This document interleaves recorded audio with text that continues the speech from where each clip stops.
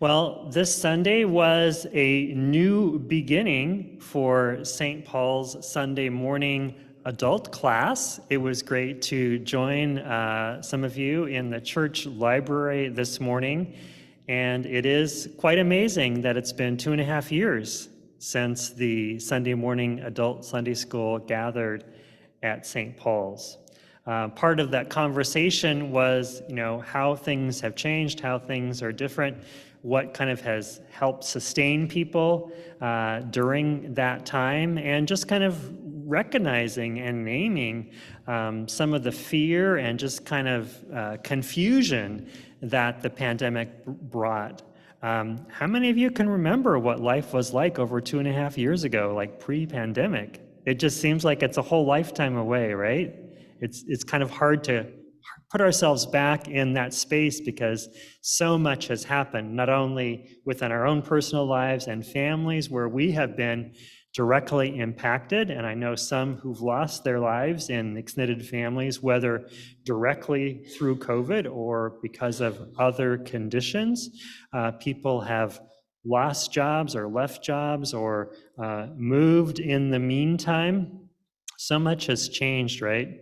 So one of the questions for us is what does life look like on the other side? And I think we're all still trying to figure out what life will look like or could look like on the other side, recognizing that we're still in it, right? We're still not on the other side. I know because of my nearly 1-year-old granddaughter's vulnerability, I've already got the latest booster, and I hope many of you are having an opportunity to get that latest booster as well to provide yet another layer of protection. And of course, the concern is, we've decided this month of September to make mask wearing voluntary for the first time in the 6 months that we've been back in person. Unfortunately, the forecasts are for more COVID again in our midst in the coming months. If you look at those projections, we may well have similar experiences this winter, maybe not with Delta, but maybe with another variant come this winter. And so while we look forward with, we rejoice in our ability to get back together in person and even to be able to be in worship without masks and sing more of the hymns together, we also recognize that we're not out of it yet. And while all of us are so weary of COVID and all the ways that it's impacted us, we're still not out of it. Whether or not it is a pandemic or simply endemic, which means that it just stays under the surface and remains kind of a threat to us. It's really disheartening. But what it does raise the question is what does life look like now? We hear these words from Joshua who led the Battle of Jericho. Any of you remember that song from Sunday school or Vacation Bible School? Joshua led the Battle of Jericho. So he was the one who Moses handed over the baton of leadership to, as the people of God had gotten out of Egypt and slavery in Egypt. They'd wandered in the wilderness for a full 40 years, a full generation or more. And then on the eve of crossing over the Jordan River into the promised land, once again, Moses kind of hands that baton of leadership over to Joshua.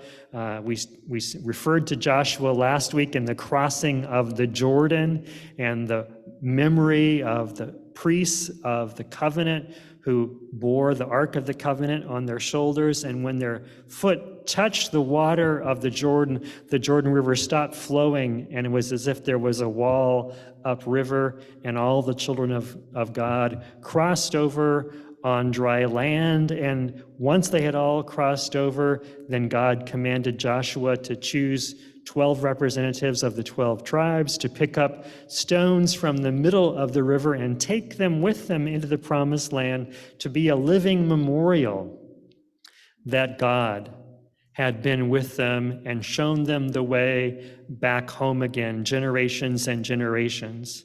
So note that this was not about getting back to the way things used to be, because the way things used to be for them was back there in Egypt.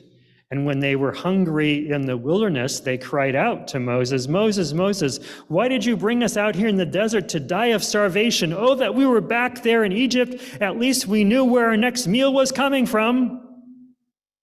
That's how they complained to Moses in the wilderness. And now they're crossing over to the new land. And what does life look like now on the other side of the Jordan? It doesn't look like life in the wilderness. It doesn't look like life back there in Egypt as slaves. And so they have to find a new way of living into the new reality. And Joshua warns them and says, it would be easy for you to just adapt to the way that the cultures through which you passed while you were in the wilderness, or now that we're in this new promised land, it would be easy for you to adapt to the ways of this new current reality. And of course, what Joshua and God particularly are pointing out is the danger of committing yourself to false security, to get this false sense of security, like if only we do things this certain way, if only we dedicate ourselves to the gods of this land, then we'll be okay. And Joshua says, no. Remember that it is the God who brought you up out of Egypt and led you through the wilderness as a pillar of smoke during the day and a pillar of fire at night. Remember, that is the God that you were invited to commit your lives to. And so we have this wonderful conversation then that happens between Joshua and God's people, where Joshua says, choose this day who you will follow, whether the gods of the others or whether the God that led you up out of Egypt, as Joshua is saying, as for me and my household, we will serve the Lord. And then he puts the challenge to them, and they say, far be it from us to follow any other gods, but Yahweh, the God who was with us, who brought us up out of Egypt. It's not about going back to the way things used to be, right? It's like living into a new reality. So what might that new reality look like? It means leaning on the arms of God in the new land, just as you did while you were on the journey. There's not a whole lot of security in that, certainly not any false security, because what Joshua is saying is like, our future lies with God, and that even though we may no longer see that pillar of smoke during the day and fire at night, we're still following that God who was with us in the wilderness. And so now that we're settling into a new reality, we need to continue to dedicate our lives to that God. So bringing it back to us here at St. Paul's in 2022, what does it look like to live in harmony and in fellowship, honoring God, the God who's brought us through 2.5 years of COVID wilderness pandemic and everything else that's going on in our communities? Homelessness and violence, economic deprivation, injustice and inequities. What does it mean to dedicate ourselves to that God? And what are the glimpses or the glimmers of hope that we might see on the horizon that may be calling us into a new way of living in love with God? I'm going to pick on Elizabeth for just a second here and ask you in a moment to shout out what you said to me last Monday when I came back to the office just before noon, and you heard a commotion going on, and that commotion was about 25 of the leading transformative change makers in the greater Portland metro area, faith-based leaders meeting here in Wesley Hall, talking about how we together can support each other in living into this new reality of what it means to be faithful followers of God. And we were plenty serious with our work, and yet just before lunch, Elizabeth heard this commotion and she said, Sounds like you're having quite a party. I think specifically is like, you're having way too much fun out there, because there was a dance party going on just before lunch, but the idea was to get up and get moving. The point is that amongst this group of younger leaders, and I can tell you for sure, I was the oldest one there, probably about 20 years older than the average age of these young leaders, and they're Presbyterians and Episcopalians and they're Lutherans and they're United Church of Christ. And anyway, a whole series of different denominations are represented by these young leaders. If I could show you the pictures, you would also notice not only are they younger, but they're far more diverse than we are here today, either in the room or online. You'll see a lot of differences in race. You'll see a lot of differences in, or perceive differences in sexual orientation and family configurations. But what you'll especially see is just an amazing energy, an amazing sense of delight in life. And even though these are folks who were engaged in the most endemic, problematic concerns of our times in terms of housing and immigration and all kinds of questions of justice and inequity, yet there's a tremendous joy around this group of people. And more than anything else, what I found amongst them is a tremendous sense of love for one another. So when I think of this calling from Joshua to commit yourselves to life, that's where my mind goes, is this calling to go where the life is. I think we understand what it means. We're in the midst of darkness, to go where the light is. We're called to the light. But I also think that in the midst of all the darkness, and need we say death, that's been surrounding us in recent years, I think it's very, very important to pay attention to where the life is and commit ourselves to following where God is showing up in the midst of our communities, not just our local community, but our broader Portland area regional faith communities. And this is the group where I really see that life happening. And so I feel totally privileged, as I know, not necessarily in this group, but in that group, as the older kind of ancient one in their midst, because most of them are my children's ages, but to feel deeply privileged to be a part of that community and that movement. Many of you know that in the past year, St. Paul's has been a part of this larger coalition, the Land and Housing Coalition, that helps congregations explore how can we be the very best stewards of all that God has entrusted to our care that is represented in this congregation. So it's the people, it's the building, it's the land, it's the finances, it's the history and the legacy, all that's represented in what is currently St. Paul's United Methodist Church. How can we be the very best stewards of that to help nurture and nourish thriving communities around us? So it could be about building housing, and I can have a quick story for you about that, but it could be about other things as well. It could be about childcare. It could be about creating a community kitchen. It could be about a health center like the one that was in the garage of the very first meeting place of St. Paul's more than 60 years ago, when they created a well baby clinic in the garage of the house where the pastor lived. So we might be reconnecting with our heritage when we think, how can we today be in the best position to nurture life in our midst? So the quick story of what it could look like to be a part of this larger coalition of activities. Many of you, I think, know some of the story of the former University Park Church on North Lombard near Portland University.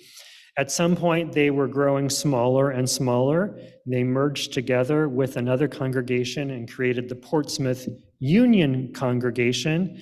I think even as a merged congregation, they were probably smaller then than St. Paul's is now. And together they wrestled with this question about how can we be the best stewards of all that we share together. And in their case, Portsmouth Union Church is on a very small corner lot in urban Portland. And eventually what they determined by talking to amongst themselves and talking to a lot of neighbors, that they really wanted to provide housing for veterans. But what they kept running into time and time and time again were these insurmountable obstacles. And even while the city of Portland was nominally in favor of affordable housing and housing unhoused veterans, still they kept running into all these barriers. And one of them, a very practical thing, and this may not seem like churchy, but it is very churchy, is they found out that one of the biggest obstacles was something called conditional use.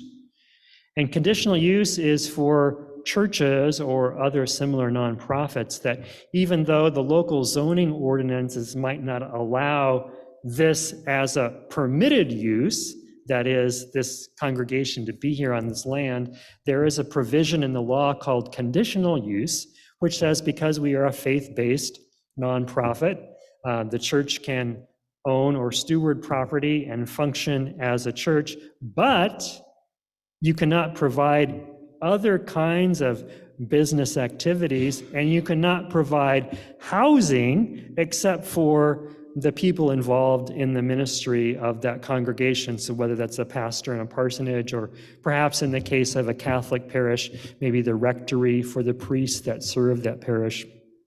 But that's the conditional use, and that's what they found out was keeping them from moving forward in providing housing on their small property for houseless veterans.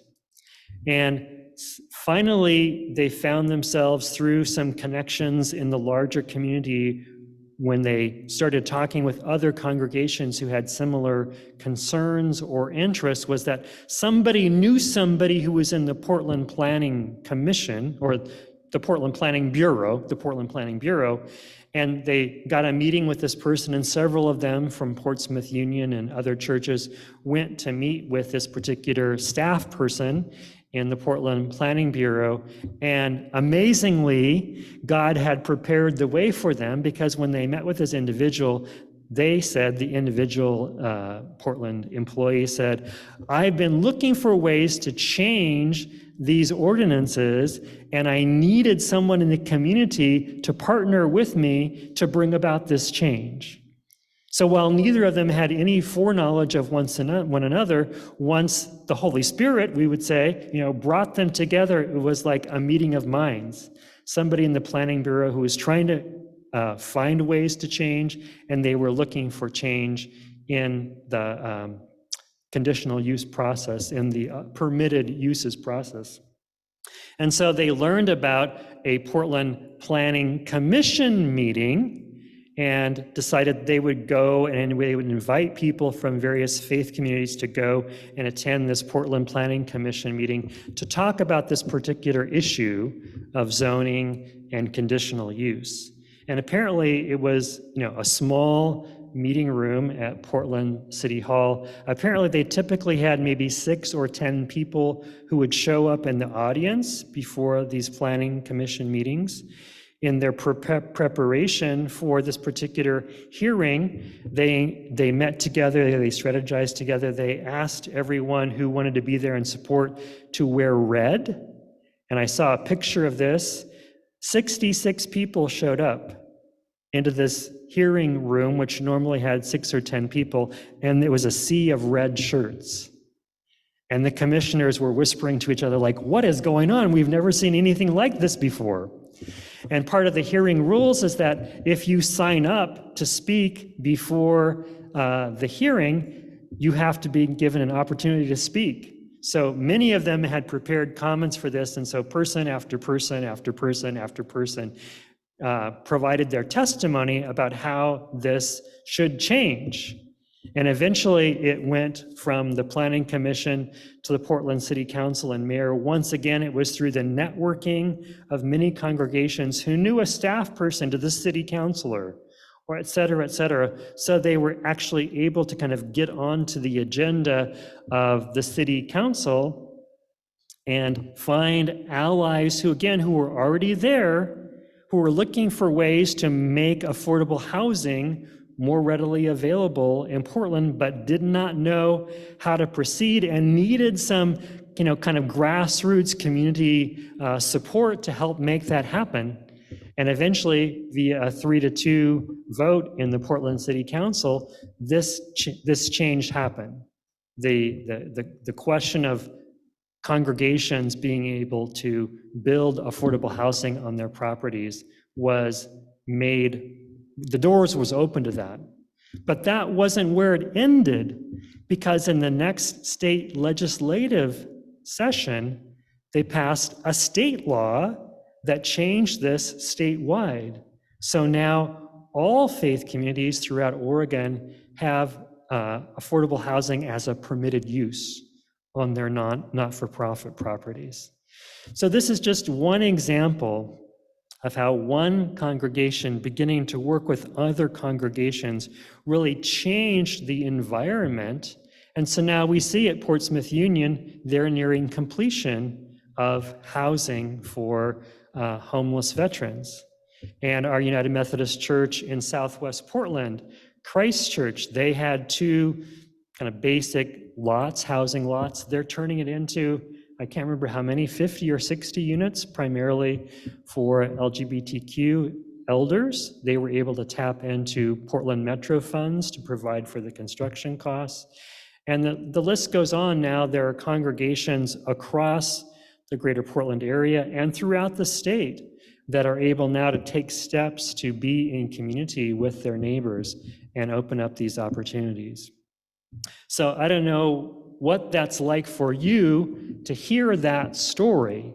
I would be interested to hear, how you respond to that.